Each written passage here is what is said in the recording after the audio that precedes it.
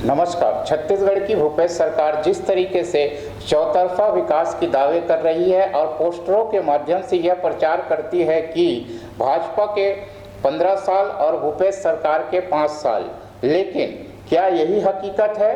आज हम आपको बताते हैं कि किस तरीके से छत्तीसगढ़ शिक्षा विभाग के अंतर्गत संचालित आधुनिक शिक्षा देने वाली संस्था छत्तीसगढ़ मदरसा बोर्ड को हर साल 2 से 3 करोड़ रुपए स्थापना मद के रूप में दी जाती है, लेकिन उसके अंतर्गत संचालित मदरसों के शिक्षकों को पिछले 5 सालों से मानदेय नहीं मिल रहा है। छत्तीसगढ़ मदरसा बोर्ड में वर्तमान में भूपेश सरकार द्वारा अध्यक्ष की नियुक्ति 4 साल तक नहीं की गई थी और पिछले 3 माह पूर्व ही आनन फानन में अल्ताफ अहमद को अध्यक्ष बनाया गया। लेकिन छत्तीसगढ़ मदरसा बोर्ड का सचिव इम्तियाज अंसारी, जिस पर शिक्षकों द्वारा लगातार कई बार भेदभावपूर्ण व अनैतिक व्यवहार करने का आरोप लगा चुके हैं, पूर्व के रमन सरकार में उसे पद से हटाने का आदेश भी जारी हो चुका था, लेकिन न जाने किस कारण से आज तक इस पद पर बना हुआ है। छत्तीसगढ़ मदरसा बोर्ड पिछले कई सालों से बिना ऑडिट के चल रहा है, फिर भी पैसा क्यों, कैसे और कहां से आता है, जिससे बोर्ड के सचिव, अध्यक्ष व अन्य कर्मचारियों को हर माह वेतन दिया जाता है। सचिव को सरकारी गाड़ी मिली हुई है, उसका खर्च आदि मिल रहा है। हद तो तब हो गई जब हमने देखा कि 2018 के बाद कल 9 अगस्त को भव्य कार्यशाला का आयोजन किया गया था, जिसमें सभी जिलों के बोर्ड के उर्दू इंचार्ज शिक्षकों को बुलाया गया और रायपुर के सिंधु भवन में उन्हें ठहराया गया। उनका रहना, खाना और आने जाने का किराया भी उन्हें दिया गया है, लेकिन उनको कई सालों से मानदेय नहीं मिल रहा है। इस पर हमने नए नियुक्त अध्यक्ष को कटाक्ष करते हुए कहा कि आप तो नवनिर्मित अध्यक्ष हैं, तो उन्होंने क्या कुछ कहा आप भी सुनिए। तो यहाँ पे हमारे पास में अध्यक्ष महोदय हैं। नहीं, निर्मित है सर, आपको निर्माण किया गया 4 साल बाद, क्या कहेंगे? आज बहुत खुशी की बात है कि छत्तीसगढ़ मदरसा बोर्ड के द्वारा 2 दिवसीय एक कार्यशाला आधुनिक शिक्षा पे रखी गई है। निश्चित ही हम चाहते हैं कि शिक्षा का विस्तार हो, मदरसों में आधुनिकीकरण हो। इस उद्देश्य से आज यहाँ पर 2 दिवसीय कार्यशाला रखी गई, जिसमें प्रदेश के शिक्षक लोग आए हैं और शिक्षा के क्षेत्र में विस्तार करेंगे और उससे निश्चित ही बच्चों को लाभ होगा, छात्रों को लाभ होगा, ताकि आज देश हमारा आगे बढ़ रहा है। और जब तक बच्चे शिक्षित होंगे तो अच्छे चरित्र का निर्माण करेंगे, अच्छे समाज का निर्माण करेंगे, प्रदेश के निर्माण में सहभागी बनेंगे, देश के निर्माण में सहभागी बनेंगे। ये उद्देश्य से हम लोग आज यहाँ पर कार्यशाला रखें। नहीं, बिल्कुल आपका कहना बिल्कुल सही है सर। छत्तीसगढ़ ही एकमात्र ऐसा प्रदेश है जहाँ मदरसों में आधुनिक शिक्षा दी जा रही है, पर आधुनिक शिक्षा देने वाले शिक्षकों के को ही वेतन न मिलेगा तो ये तो दुर्भाग्यपूर्ण। 3 महीना पहले मुझे जानकारी हुई है और जब से मैं पद में बैठा हूँ तब से शिक्षकों के मानदेय और शिक्षकों को जो अधिकार मिलना चाहिए उस पर हम काम कर रहे हैं। काम कर रहे हैं सर, लेकिन मैं ये जानना चाहता हूँ, करोड़ों रुपए का स्थापना मद मिलता है, वहाँ के कर्मचारियों को लगातार वेतन मिल रहा है, सिर्फ शिक्षकों के साथ भेदभाव क्यों? चूँकि क्या है कि ये जो वहाँ के जो कर्मचारी हैं वो शिक्षा विभाग के कर्मचारी हैं, मदरसे के कर्मचारी हैं। केंद्र सरकार के 60% और राज्य सरकार के 40% अनुदान पे आधारित हैं। नहीं तो बिना ऑडिट के चल रहा है सर, आपको जानकारी होगा। ऑडिट पे चल रहा, जानकारी संज्ञान में लेके ऑडिट करवा देंगे। नहीं तो ऑडिट नहीं होने की वजह से जब तक राज्य सरकार 40% की ऑडिट नहीं करेगी, केंद्र सरकार 60% राशि कैसे रिलीज करेगी? इसके पहले केंद्र सरकार बगैर ऑडिट के भी पैसा आता था। केंद्र सरकार का राशि आ जाए तो ऑडिट भी हो जाएगा। केंद्र सरकार राशि दे ही नहीं रही। हाँ, हर एक जो विभाग है वो ऑडिट पे डिपेंड होती है। ऑडिट होने के बाद ही केंद्र सरकार की जो आने का है, मद जो आने का है, तो ऑडिट के आधार पर ही आएगा। केंद्र सरकार तो जवाब तलब करती है कि देखिए, राशि पहले आती है, उसके बाद ऑडिट होता है। राशि तो आए पहले, केंद्र सरकार राशि तो दे, तब तो हम ऑडिट करेंगे ना भाई। ये राशि जब जो अभी तक नहीं, जिस आपने पिछली बार सर 2021 में आपने 6 महीने का मानदेय दिया था, किस आधार पे दिया? उस समय तो मैं था नहीं। नहीं, आपको जानकारी है? 6 महीने के मानदेय मिला है, लेकिन साल भर का मिला जी, उसमें 6 नहीं, महीने का अगर मिला। 6 महीना का पैसा आपकी राज्य सरकार ने दी थी 40%, तो क्या 60% आने के बिना आपने दिया है? 60% राशि आई तभी तो 40% राशि मिली है।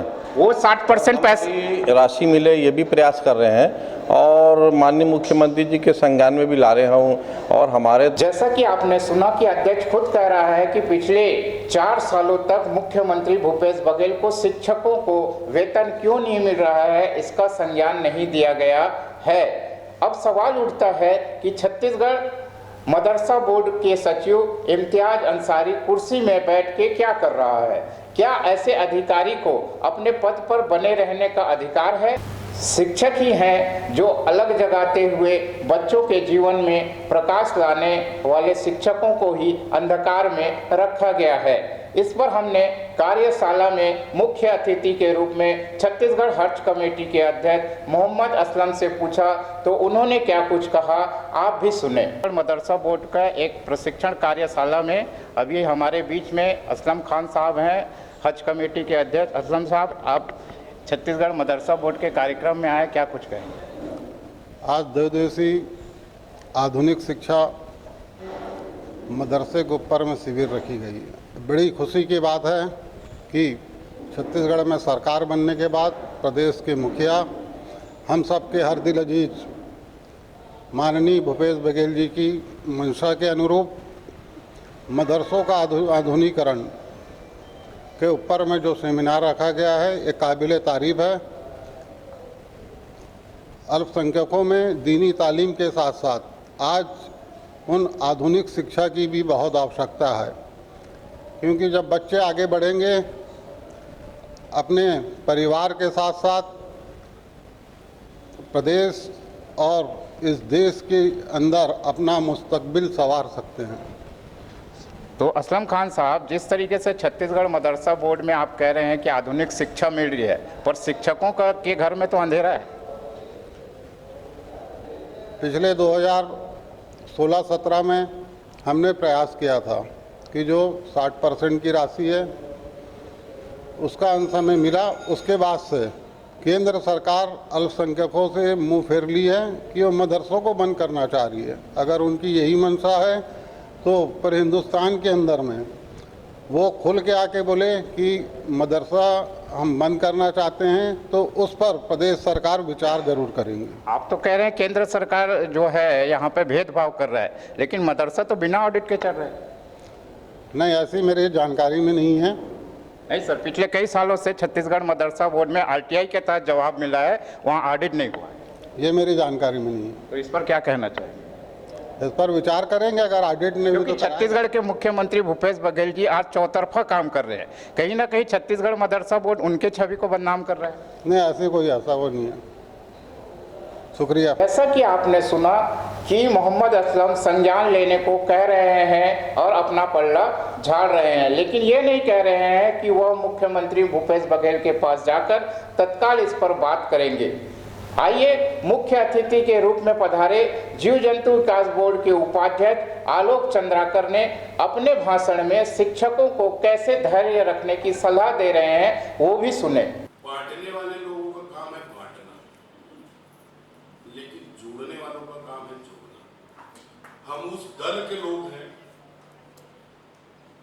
हम उस पार्टी के व्यक्ति हैं जिसके नेता आदरणीय राहुल गांधी जी पूरे देश में मोहब्बत की दुकान खोलते हुए घूम रहे हैं, लोगों को जोड़ते हुए घूम रहे हैं। मदरसा में काम करने वाले शिक्षक शिक्षिकाओं की जो भी समस्या आदरणीय असलम भाई आपके मजबूत चेयरमैन साहब बहुत कम समय हुए उनको बने वो रख रहे हैं, लेकिन मैं आपसे अनुरोध करूंगा कि बहुत लंबा समय केंद्र सरकार की कुदृष्टियों के चलते आप लोग काम करते रहे। थोड़ा समय चेयरमैन साहब की नियुक्ति हुई है, थोड़ा सा इंतजार और करिएगा।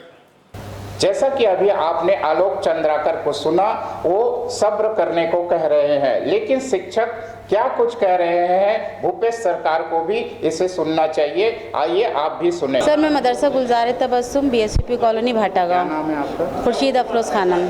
खुर्शीद मैडम, ये बताइए कि जी। आपको पिछले कई सालों से वेतन नहीं मिला? 2018 से नहीं मिला सर जी। इसका क्या कारण बताया जाता है? सर बोलते हैं कि मदरसे में पैसा ही नहीं आया है, तो हम कहाँ से देंगे।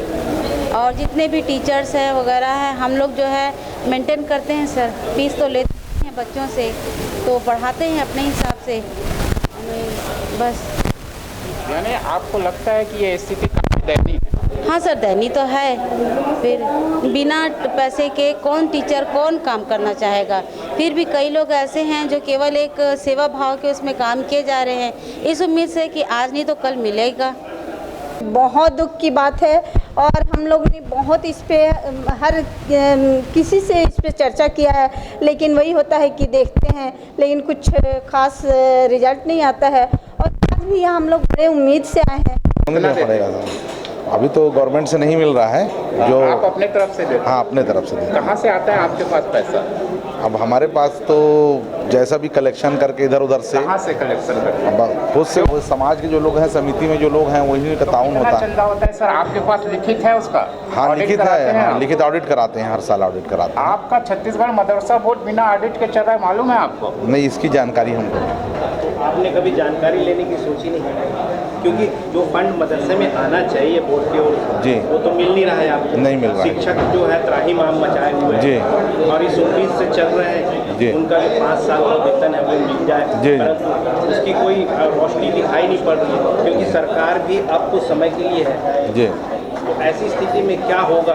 नहीं, अभी तो उन्होंने तो हमको उम्मीद दिलाई है कि अभी 1-1.5 महीने के अंदर कुछ ना कुछ व्यवस्था होगी, ऐसी उम्मीद दिलाई है माननीय अध्यक्ष महोदय ने। अध्यक्ष महोदय जी क्या घर से थोड़ी देंगे महोदय?